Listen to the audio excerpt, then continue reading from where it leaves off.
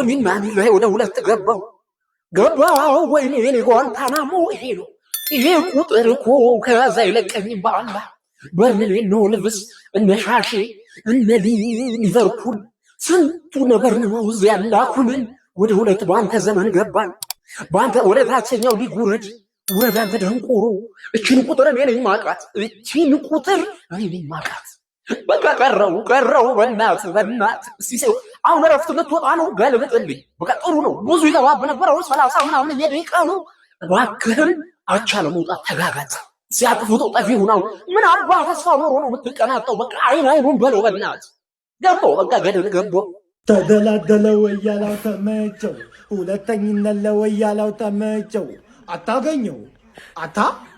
አታገኘው በስንት ጊዜ እንኳን ለቤታ በቃ ወያልዬ እንኳን ለቦታ ለዙፋን ለተከበረው ለተቀደሰው ለሁለተኝነት እንኳን አበቃ ደስታችን ነው አንተም ደስ ብሎሃል እኔም ደስ ብሎኛል ዓለም ሁሉ ደስ ብሎታል እንኳን ደስ አለን ብያለሁ በቃ ሲቲ ያሸንፋል ሁለተኛው ነን አሁን ምንም ከዚህ በኋላ የምናመጣው ነገር ያለ አይመስለኝም ጎል እኩልን ግን ማለት ነው ሲቲ የበለጠ ጎል አግብቷል ከኛ ለዛ ነው አንደኛው ነው ገብታችኋል አይደለም ይሄንን ነበር ስንፈራ የነበረው ለዚህ ነው ስጮህ የነበረው ማን አምስተኛው ደቂቃ ላይ ባገባው ጎል ሃላንድ የተጣለ ጨዋታ እኮ ነው ጮቱ ሲቲ እኮ ሰከንድ ሃፉ እንዴት እንደሚያስጠላ እንዴት አባቱ የሚያስጠላ ሰከንድ ሃፍ በርንሌዎች ማግባት ትችሉ ነበር ለመውረድ ነው የምትጮቱት እንኳን የወረዳችሁ ድጋሚ ባላያችሁ ደስ ይለኛል ምን አይነት የተጣሉ ቲሞች ናቸው በእናት ሲቲ ከዚህ በኋላ አያቆምም እንዴት ነው የምናስቆማቸው ማን ጋርዲዮላ አንደኛ ሆኖ ማለት ነው ጋርዲዮላ አንደኛ ሆኖ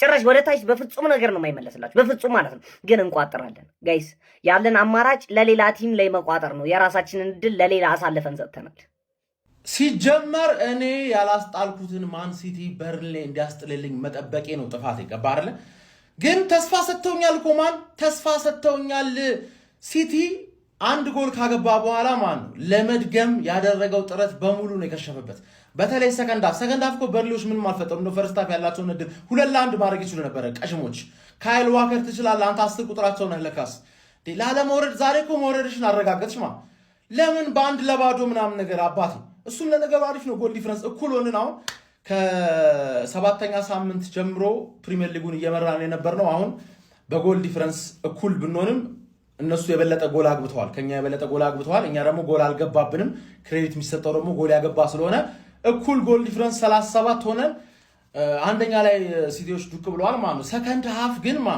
በተለይ 60 ደቂቃ ፔፕ ጎል ለማግኘት ያደረገው ጥረት አልተሳካም ቸርኪ ነው የሚያስበላችሁ ትላልቅ ጨዋታዎችን ቸርኪ እንዳሸነፈላችሁ እንደዚህ አይነት ጨዋታውን ጆርጅ ደግሞ ቸርኪ ነው የሚያስበላችሁ ምክንያቱም ሌዚ ነው ስንት ካውንተር አታክ ወይኔ ግን ተስፋ ሰጥቶኛል ስልህ ሊጥል ይችላል ፍጹም አይደለም እኔ 4-0 ምናምን ብዬ ነበር በተለይ 10 ደቂቃ ሳይሞላ የመጀመሪያቸውን ጎል ካገኙ በኋላ ፈርቼ ነበር ግን አልቻሉም ማግባት አልቻሉም በርንሌዎች አትችሉም ባር ለ1-0 ቢሆንም አመሰግናለሁ ግን አትችሉም አንድ አግብታችሁ እኮ ልታስጨፍሩኝ ልታስረጩኝ ይችላል ነበር መርዝ የበላችሁ ውረዱ ንገውና የፔፕ ጋርዲዮላ ማንቸስተር ሲቲ የፕሪሚየር ሊጉ መሪ ከረጅም ጊዜያቶች በኋላ መሆን ችሏል። በርንሌን ከሜዳ ውጪ በመጓዝ በ33ኛ ሳምንት ቀሪ የፕሪሚየር ሊግ ጨዋታው የገጠመው የፔፕ ጋርዲዮላ ማንቸስተር ሲቲ በኤርሊንግ ብሮት ሃላንድ አማካኝነት 5ኛው ደቂቃ ላይ በጨዋታው ጅማሩ ላይ በጣም በግሩም ትራንዚሽን ባስቆጠረው ጎል ነው ጨዋታውን 1-0 ጠባብ ውጤት ማሸነፍ የቻለው። በዚህም ከመድፈኞቹ አርሰናሎች ጋር በ70 ነጥብ እኩል በመሆን ብዙ ጎሎችን በማስቆጠር አንደኛ ደረጃነቱን ተረክቧል ማለት ነው።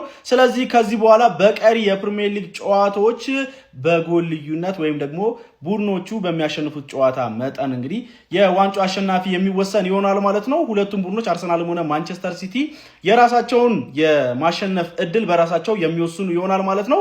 በርንሌይም ከዚህ ሽንፈት በኋላ ከፕሪሚየር ሊጉ በ20 ነጥብ 19ኛ ደረጃ ላይ በመሆን ከወልቭስ በመቀጠል መውረድ ያራገጠ ቡድን መሆን ችሏል።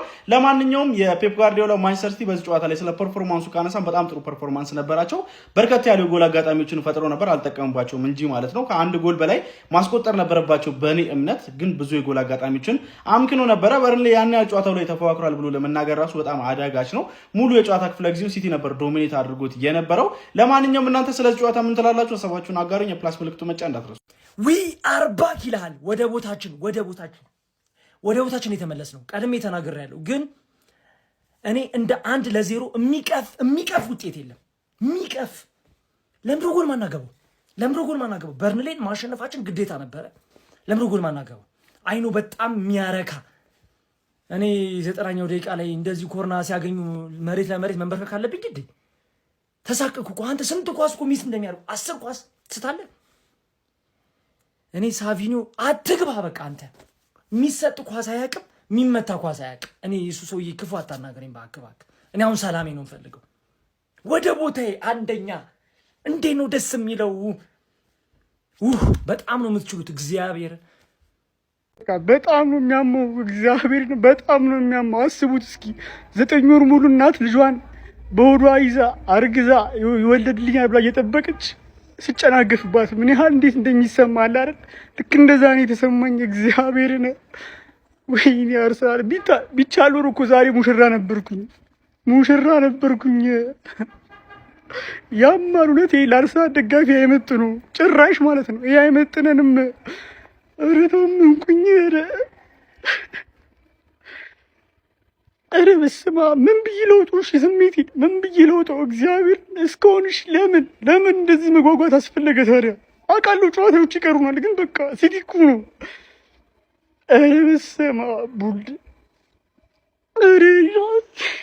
ሚዜዋ ወደ ትክክለኛዋ ቦታ ተመልሳለች ይላል። የ2025-26 የፕሪሚየር ሊግ አሸናፊ ማንቸስተር ሲቲ ነው። እኔ ነግሬያችኋለሁ ሙሉ አመት ይሄ ዋንጫ የእናንተ ነበር። አሳልፋችሁ ሰጣችሁ። አሳልፋችሁ እንደምትሰጡት ደግሞ እኔ አውቀው ነበረ። ይሄ የሞተው ማንቸስተር ሲቲ በ10 ዓመት ውስጥ በቃ የሞተው የተንኮታኮተው ማንቸስተር ሲቲ የ3 ዋንጫ ባለቤት ሊሆን ነው በእናንተ ምክንያት። እንኳን ደስ አላችሁ።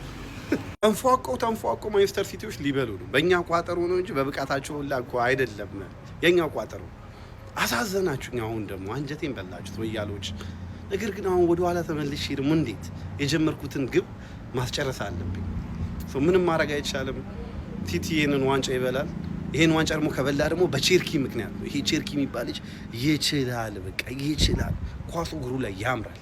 መነቃቃት ነው የሆነው ለቲሙ ሞቲቬሽን የሌለ ማለት ነው። እና ሚዜዋ ወደ ቦታዋ ተመልሳለች። የገመትነው ነገር ነው እኛ ሙሉ አመት። ማንቸስተር ሲቲ በርንሌን 1-0 በሆነ ውጤት በማሸነፍ ሊጉን እንግዲህ መምራት ጀምሯል ማለት ነው። ባይዞ ከአርሰናል ጋር በነጥብም በጎልም እንግዲህ እኩል ናቸው። 37 ጎል እንዲሁም ማለት ነው 77 ነጥብ እንግዲህ ይዘው በአንደኛና በሁለተኛ ደረጃ እንግዲህ ተቀምጠዋል ማለት ነው። እና ማንቸስተር ሲቲ ሊጉን መምራት ጀምሯል። ባይዞ ማንቸስተር ሲቲዎች ፈርስት ሃፍ ላይ ሃላንድ ጎል ካስቆጠረ በኋላ የቼርኪ ራሱ የሳተው ምንድነው ከፍ አድርጎ ባይዜ ማስቆጠር የሚችለው ማለት ነው። እንደዛ ግብ ጠባቂ የመለሰው ኳስ። ከዛ በተረፈ ሰከንድ ሃፍ ላይ ማንቸስተር ሲቲ በጣም ተቸግረው ነበር። በርንሌ እንዴት ነው የሚወግሙት? እንዴት ነው የሚከላከሉት? ባይዘይ በነገራችን ላይ ቋጠሮ ነበረበት ያርሲያ አልተሳካላትም እንጂ እጅግ በጣም ከፍተኛ ቋጠሮ ነበረበት። እንደዛም ቢሆንም እንግዲህ ሲቲ በአንድ ነጥብ ተቸግሮም ቢሆን ይሄን ውጤት አሸንፈው መውጣት ችሏል። ሪያን ቼርኪና ማነው ኦሬሊ የሳቱት ኳስ በተለይ የኦሬሊ አረ በስመ አብ በጣም ኢዚ ጎል ነበር። በቃ ቀላል የሚባል ጎል ማስቆጠር የሚችለውን ኳስ እኮ ነው። አረ በስመ አብ። እና ማንቸስተር ሲቲዎች ያገኙትን እድሎች ባለመጠቀም ዋጋ የሚከፍሉበት ጨዋታ ነበር። በእውነት ነው የምላችሁ። እንዲህም 1-0 አያልቅም ነበር። ምክንያቱም አቻ ሁሉ ሊወጡ የሚችሉበት ጨዋታ ነበር። በርንሌ እጅግ በጣም ካውንተራቸው ያስፈራ ነበር። እንደዛውም በጣም ዘግተው ነበር ሲጫወቱ የነበሩት። ለማንኛውም ማንቸስተር ሲቲዎች ኮንግራ ብያለሁ። ይመቻችሁ። አርሴ ፋሚሊ አይዞኝ አይደረስም የተባለው እንግዲህ ተደርሷል። ቀጣይ እንግዲህ የሚሆነውን ደግሞ አብረን እናያለን። ይመቻችሁ።